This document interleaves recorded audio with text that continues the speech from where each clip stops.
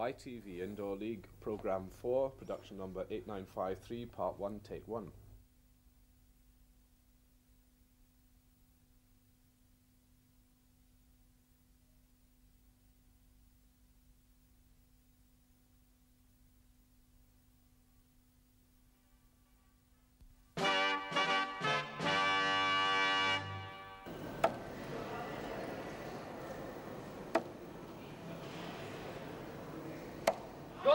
Game shot.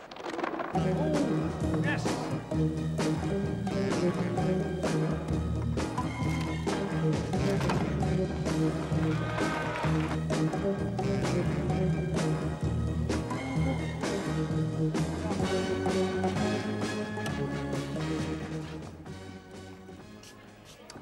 Alan, we've shown you world's best table footballers and the North's best bar billiards players here on the Indoor League. But now meet the stars of a game that matches the delicateness and dexterity of the miniature portrait painter. You won't see Shove Halfpenny played much outside the south of England, but take it from me, blokes like Buffalo Bill here, who plays regular at his local near Scunthorpe, is straight out of the top draw. He's 9 chokes down in this first round match against the Durham champion, Alan Brown, who wants just 1 choke to win. So Bill is trying to slot those 5 coins into the top 4 beds of the table. Remember, he wants 3 coins in each bed to choke it off. 1 there, Bill. Sorry? 2. He gets back the ones that go in and he replays them. The winner is the first man to fill all beds, and you need 27 chokes in all to win. The diagonal choke mark means that the bed is full.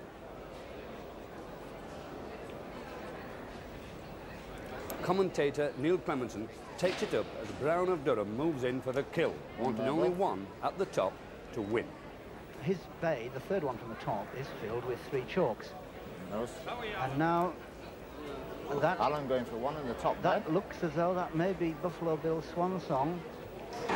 Alan Brown is moving the coins beautifully up the board. He's got himself a lie at the top, but nose might be setting in a bit now. And I think that's it. No score. No, he'd left it just tight.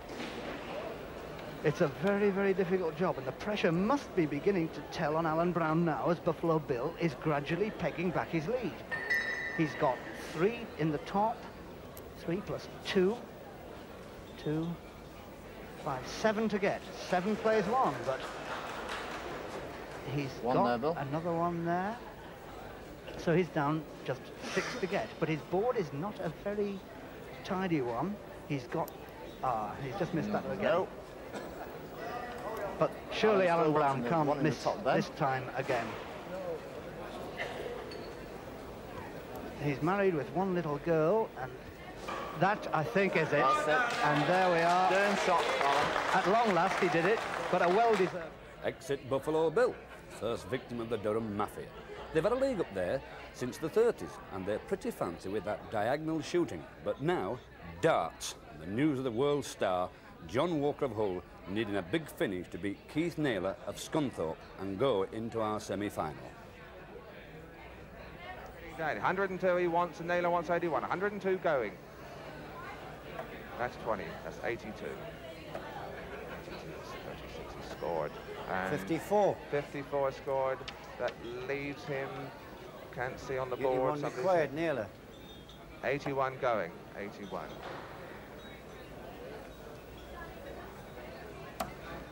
He's missed a 22. Oh, unlucky, unlucky, 19, unlucky. 39 he scored. went 19 double.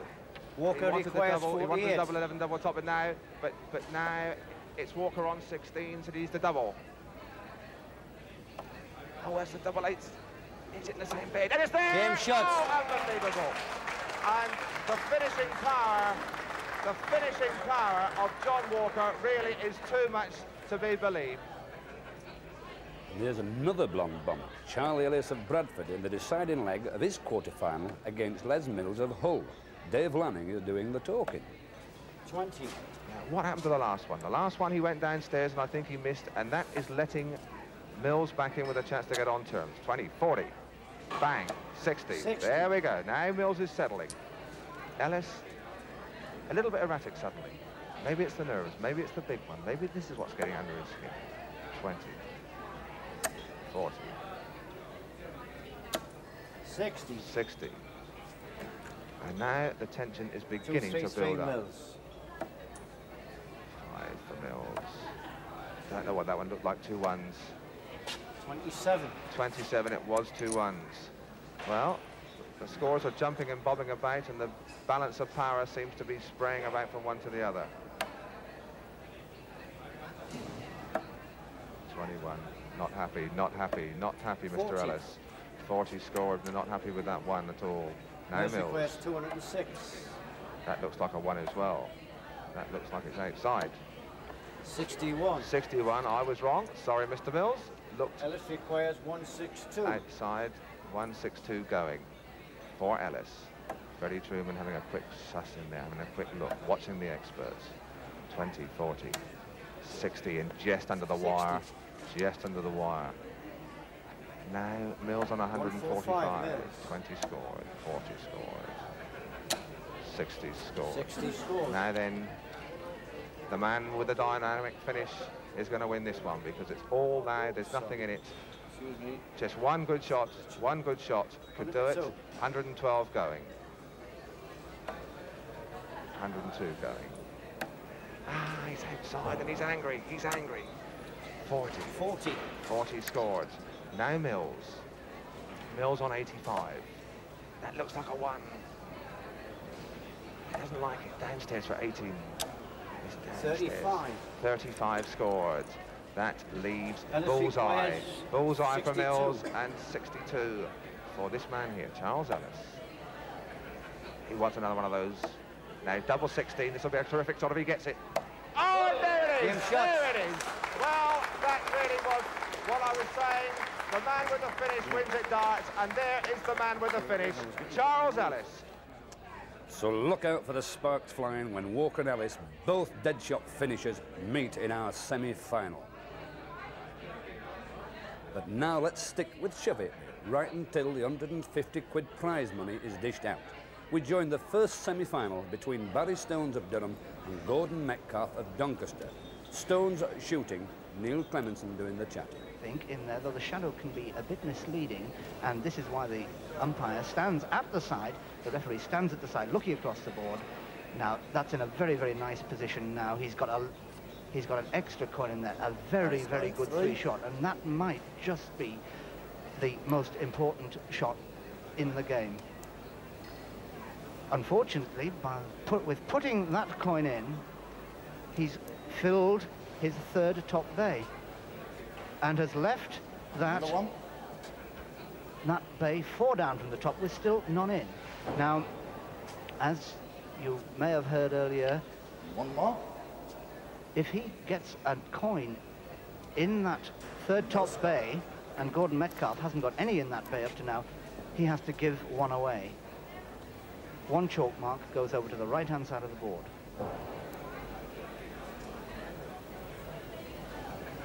Now,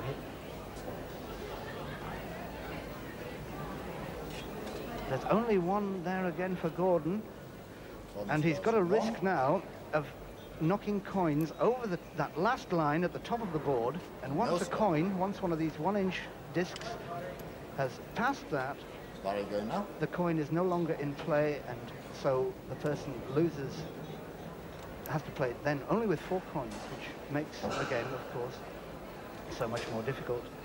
Now there's a situation where he is giving 1 coin away and has had to knock that up to the top. He's only got 1, but now he's got again one of those nasty little gates. That gap, the gap between 2 filled bays, and those 2 bays, if he leaves them in at the end of his break. Now, One more. he's only got 6 to fill, but it isn't a tidy board. He would have liked to have got that, and has he given 1 away? 1 away. The referee, he's given 1 away there. Giving chokes away doesn't upset Mafia lads, though. Just watch Stone finish it off. Barry Stones now, again good length. Again good length, and that's it. And he's got it.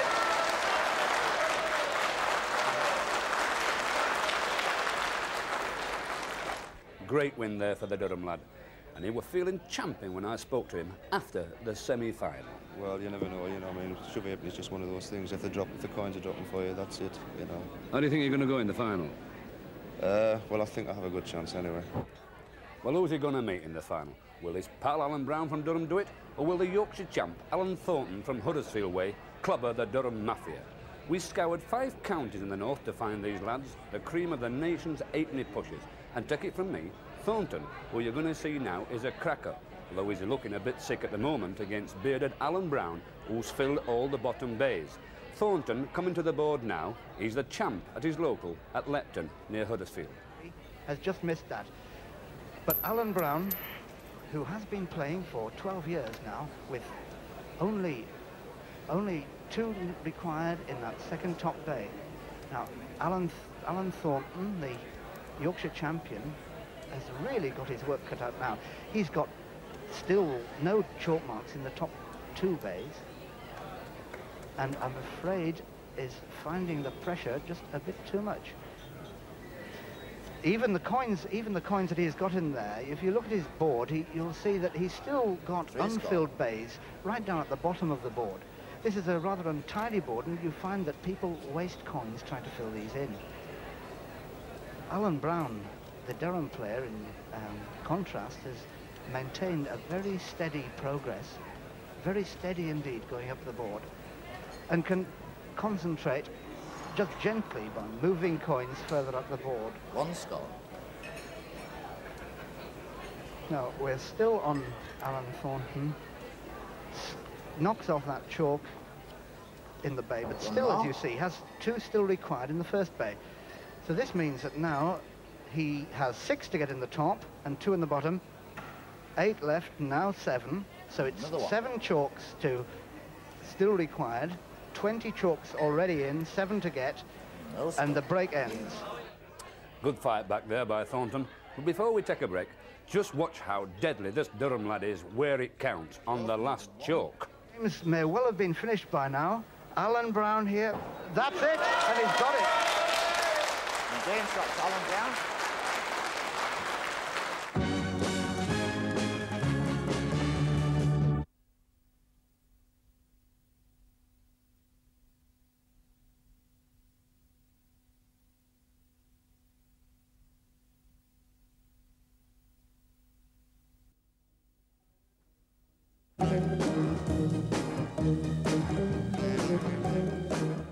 Yep. Now, before we see that old Durham Shove Halfpenny final for first prize of £100, have a look at 2 of the favourites in our table skittles tournament.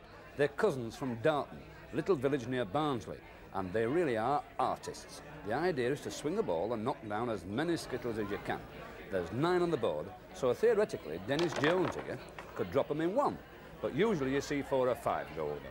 You get 3 swings each time. So, again, if you were brilliant, you could tot up 27 each time at the board. Winner is first man Dennis to Jones 101. still in the lead, 43, Commentator 55. Dave Lanning. 3.55. Jones leads. Denton now needing a spare with some urgency.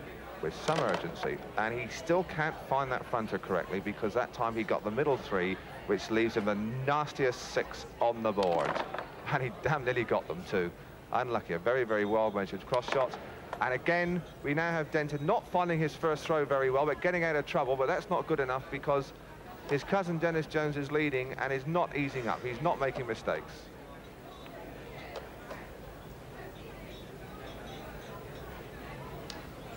Here's Jones. Oh, a nice shot, and the skittle just wouldn't kick for him for his flopper, his 9. But I don't think he'll miss this one. Not at all. Another spare for Jones. Jones now galloping. Jones at full gallop. Here he comes for his spare. Nice wide inside ball there.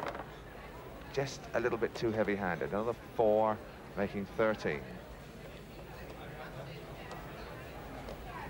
So it's 67 to 52, still to Dennis Jones. 67-52, and now Stan Denton has really got to do something spectacular. Let's see. Still can't find that first shot. Still can't bang the first one in. Looks worried. These will come with a nicely measured cross shot. And that was unlucky. Now, again, the pattern continues.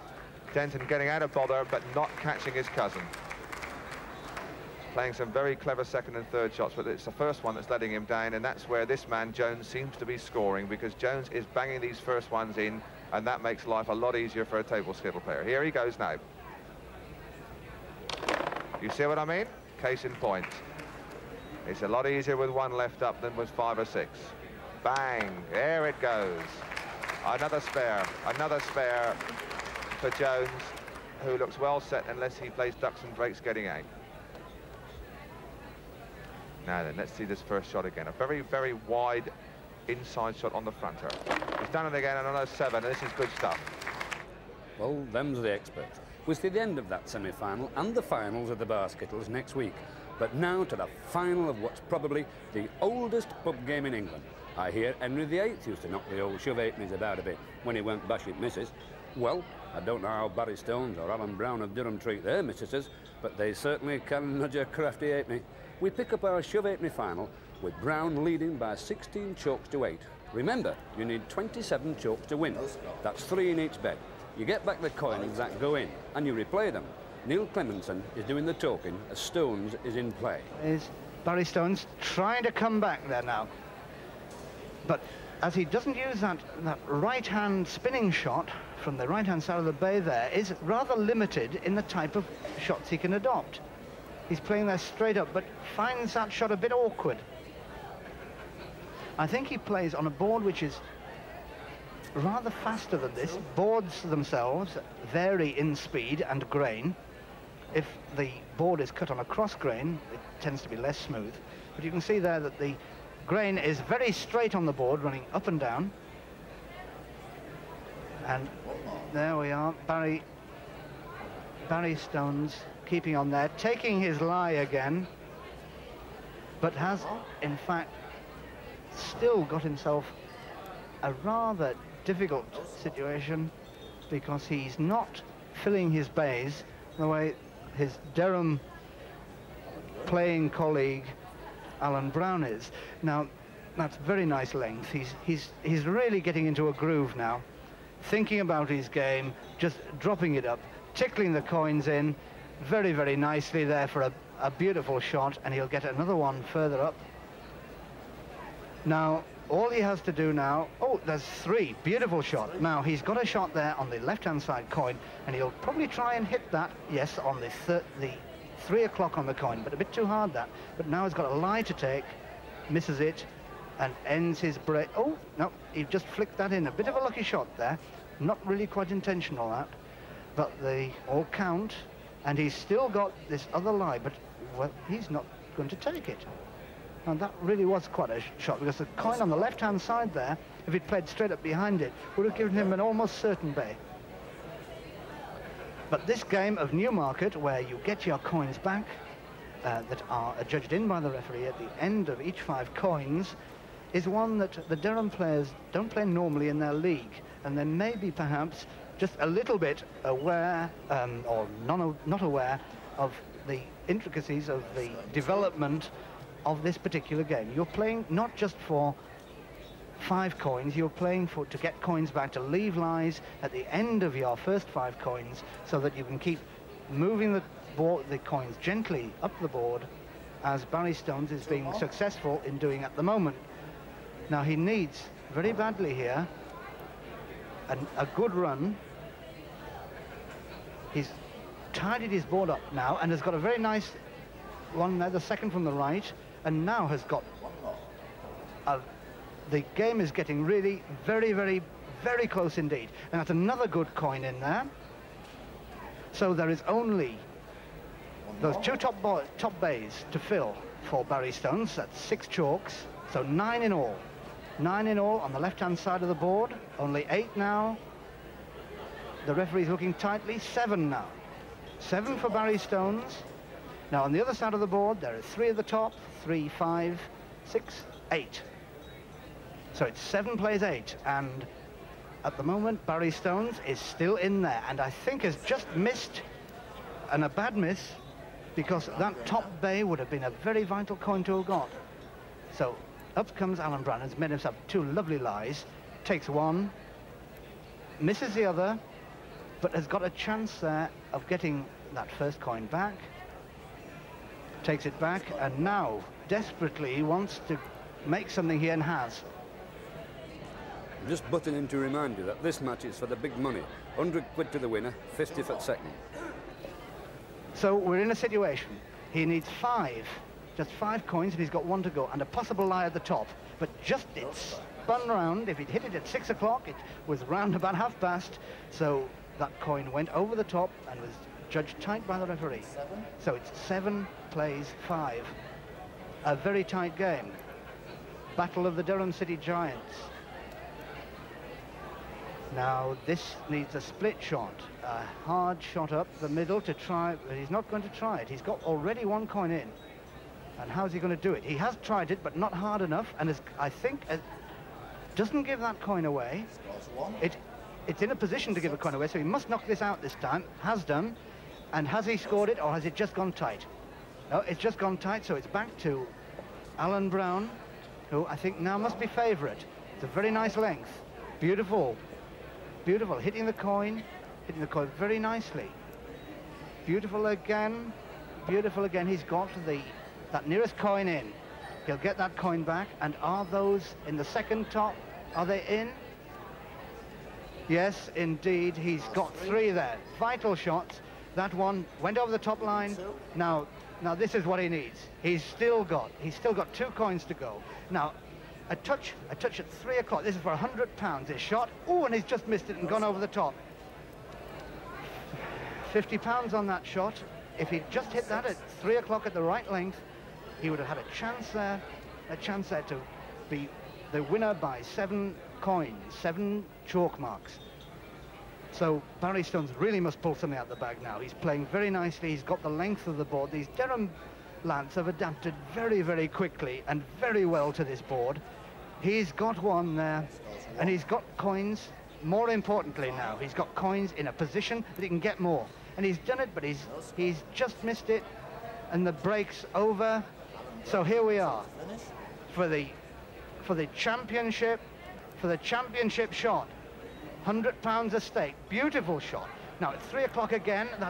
Is that 1 in? The shadow is a bit confusing there. Is the referee's in tight? I think I can see Wood. Yes, he's given it. So this is game shot. This is game shot for £100 and the championship. And he's done it.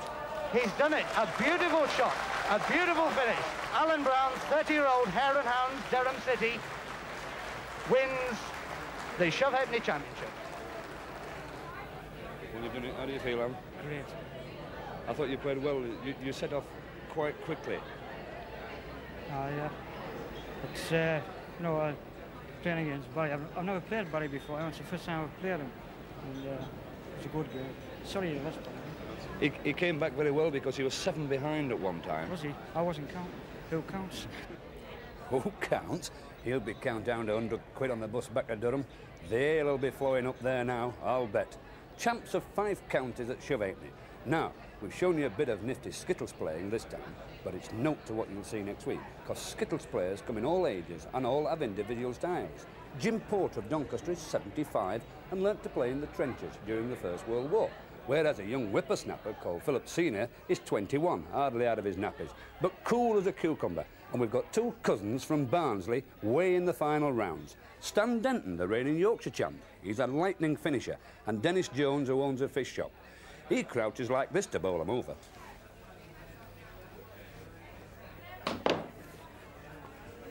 I'll see you next week. The Table Skittle Stars are fighting it out for 150 quid.